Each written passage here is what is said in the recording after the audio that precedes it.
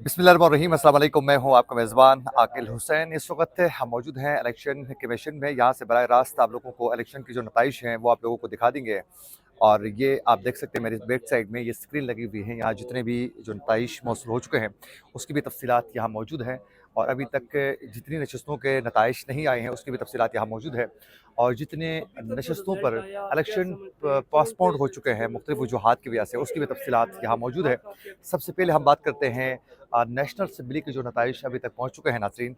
इसमें आप देख सकते हैं कि 183 183 नशस्तों में अब तक जो हैं वो रिज़ल्ट पहुँच चुके हैं, रिज़ल्ट आ चुके हैं। ये जो ग्रीन आप लोगों को नज़र आ रहे हैं ये तमाम नशस्तों के रिज़ल्ट जो हैं वो मौसूल हो चुके हैं, यानी रिज़ल्ट आ चुके हैं। जबकि अभी तक 82 यानी 82 नशस्तों में नताइज नहीं आए हैं। ये जो वाइट आप लोगों को डॉट्स नज़र आ रहे हैं इन नशस्तों पर अभी भी रिज़ल्ट आने बाकी है। कंप्लीट रिज़ल्ट अभी भी 82 नशस्तों का नहीं आया है। जबकि नेशनल असम्बली की एक सीट जो है में इलेक्शन जो है वो पोस्टपोन हो चुकी है। और इसके साथ साथ अगर आप लोगों को मैं दिखाता चलूँ तो आप मेरी बैक साइड में स्क्रीन में देख सकते हैं कि ये सिंध असम्बली का रिज़ल्ट है। और इसमें अभी भी 21 नशस्तों पर रिज़ल्ट आने वाला है। अभी तक 21 नशस्तों में रिज़ल्ट नहीं आया है। जबकि 109 नशस्तों से यहाँ रिज़ल्ट जो है वो कंप्लीट मिल चुका है। यानी इस वक्त सिंध का जो रिज़ल्ट है वो काफ़ी आ चुका है। और सिंध से पाकिस्तान तहरीक इंसाफ को वाज़ेह बरतरी यहाँ से हासिल है और वो जीतने में कामयाब हो चुके हैं। जबकि अगर बात की जाए तो आप लोगों को मैं दिखाता चलूँ कि ये पंजाब का रिज़ल्ट है। ये आप देख सकते हैं पंजाब में अभी भी 70 नशस्तों पर रिज़ल्ट नहीं आया है, रिज़ल्ट आने वाला है। और उसके साथ साथ अभी तक जो सीटों में रिज़ल्ट आ चुका है उसमें 226 नशस्तों का रिज़ल्ट पंजाब असम्बली का अभी तक आ चुका है। और आप देख सकते हैं काफ़ी नशस्तों पर रिज़ल्ट आ चुका है, सारे डॉट्स ग्रीन हो चुके हैं, चंद जो हैं वो रह चुके हैं। लेकिन एक चीज़ मैं आप लोगों को बताता चलूँ कि अभी भी जो शहरी इलाके हैं उनके नताइज बड़े लेट हुए। आज पूरा दिन हमने देखा, कल सुबह 8 बजे से पोलिंग का सिलसिला शुरू हो चुका था और रात 8 बजे के बाद जो हैं नताइज आना शुरू हो चुके थे।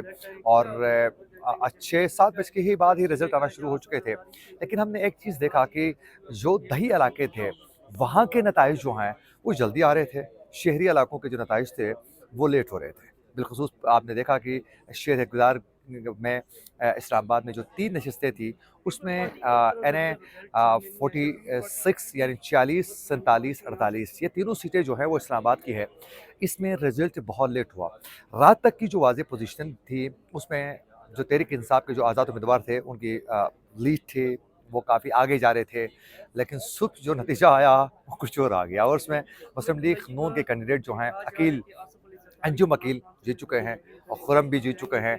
तो अब से कुछ देर पहले तहरीक इंसाफ के जो उम्मीदवार थे यहाँ 2 तो पहुँच चुके हैं वो अपनी एप्लीकेशन लेकर कि हमारी वाज़ेह हमने 40,000 की लीड के साथ हम जीत चुके हैं। लेकिन उसके बावजूद जो है हमें धांधली के ज़रिए हराया जा रहा है। तो वो इलेक्शन कमीशन में फॉर्म 45 लेकर वो पहुँच चुके हैं और उनका कहना है कि हमारी जीत हो चुकी है लेकिन हमें हराने की कोशिश की जा रही है। अच्छा, इसी तरह नेशनल असम्बली के अगर सीटों के ऊपर बात की जाए तो यहाँ से आज़ाद जो उम्मीदवार थे उनको काफ़ी नताइज वो हासिल करने में कामयाब हो चुके हैं।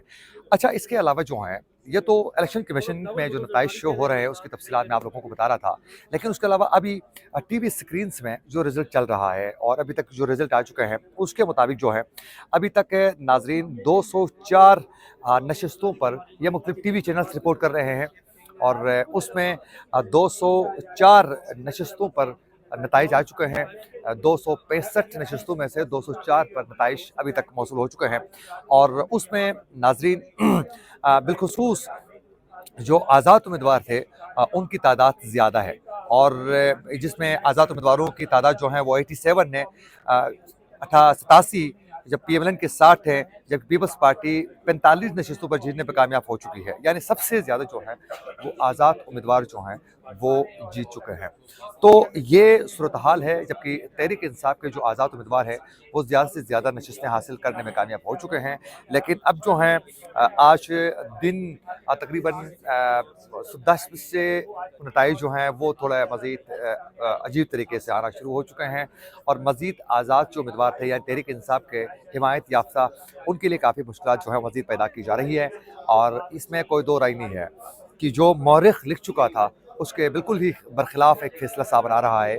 उसमें वो तमाम चीज़ें वाज़ेह हो रही है और तहरीक इंसाफ के जो उम्मीदवार थे उन्होंने नामुमकिन को मुमकिन करके दिखा दिया है। और हमने कल भी देखा कि पोलिंग डे में भी सुबह से लेकर शाम तक भारी अक्सरियत के साथ लोग घरों से निकले, जोक दर जोक उन्होंने इलेक्शन में हिस्सा लिया और वोट कास्ट किया। और जो बताया जा रहा था, जो कहा जा रहा था, वो तमाम जो चहमगोयाँ थी उसको गलत साबित किया और लोगों ने घरों से निकल कर जोक दर जोक निकले और उन्होंने वोट कास्ट किया और अपने कैंडिडेट्स जितवाने में बड़ा कलीदी किरदार अदा किया।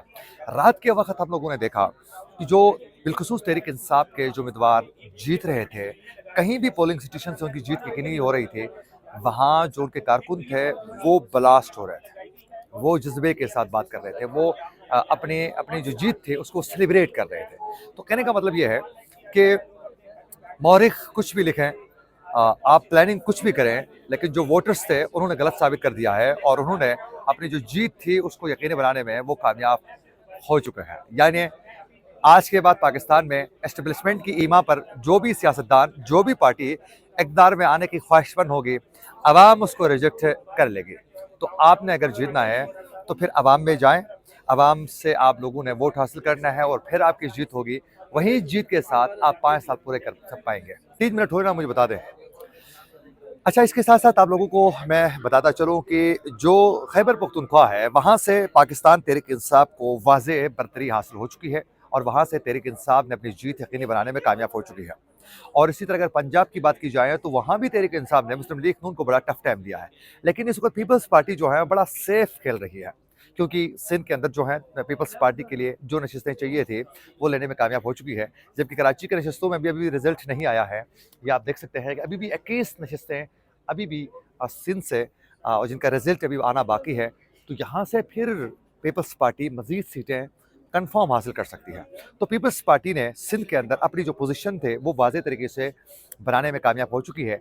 जबकि मुस्लिम लीग नून के लिए मुश्किल बहुत ज़्यादा पैदा हो चुकी है, क्योंकि केपी जो है वो तहरीक इंसाफ के पास अब जा चुकी है, सिंध पीपल्स पार्टी के पास, खैबर पख्तूनख्वा जो है वो तहरीक इंसाफ के ऊपर और फिर पंजाब के अंदर जो है वहाँ भी मुस्लिम लीग नून के लिए कई मुश्किलात का सामना है। तो अब वो 2/3 मेजॉरिटी सादा अक्सरियत के साथ इक़्तिदार में आने के मियाँ साहब के जो ख्वाब थे वो चकनाचूर हो चुके हैं। अब मुमकिन नहीं है, अब एक मखलूत टाइप की हुकूमत होगी और उसको लेके आगे बढ़ना होगा। अब मियाँ साहब के हाथ पाँव बांधे जाएंगे और मियाँ साहब को वही करना पड़ेगा जो वो चाहते हैं। तो मेरे ख्याल में उनके लिए काम करना आने वाले दिनों में मज़ीद मुश्किल हो सकता है। तो अब देखना ये है कि शहबाज शरीफ इससे पहले पहले कह चुके हैं कि अगर सादा अक्सरियत मिल जाती है तो फिर कैंडिडेट जो हैं वो मुस्लिम लीग नून के नवाज शरीफ ही होंगे। अगर वाज़ेह एक सादा अक्सरियत नहीं मिलती है तो फिर मुस्लिम लीग नून की जानिब से जो कैंडिडेट होंगे वो फिर बाहिमी मुशावरत के बाद से जो वज़ीर आज़म के कैंडिडेट होंगे वो बाहिमी मुशावरत से ही होंगे। तो अब मियाँ साहब ये जो नताइज हैं उसको खुले दिल के साथ तस्लीम करके वो आगे बढ़ते हैं या फिर रोले डाल देते हैं। अगर रोले डालेंगे तो मैं आज बता रहा हूँ, आज इलेक्शन का दूसरा दिन है कि जो भी हुकूमत बनेगी, अगर मियाँ साहब वज़ीर आज़म बन जाते हैं तो ज़्यादा देर चल नहीं पाएंगे। तो आने वाले दिनों में मज़ीद ये मामला जो हैं वो गंभीर से गंभीर तर होने वाले हैं।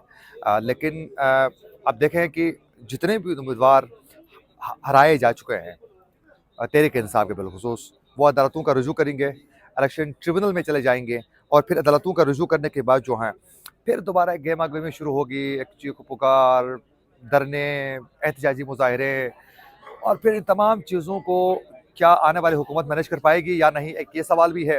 और दूसरी जानिब जो है माशी इस्तेकाम लाने में किस हद तक कामयाब होगी, ये भी आने वाले दिनों में ही देखना होगा। इसी के साथ अपने मेज़बान आकिल हुसैन को दीजिए इजाज़त। अल्लाह निगहबान।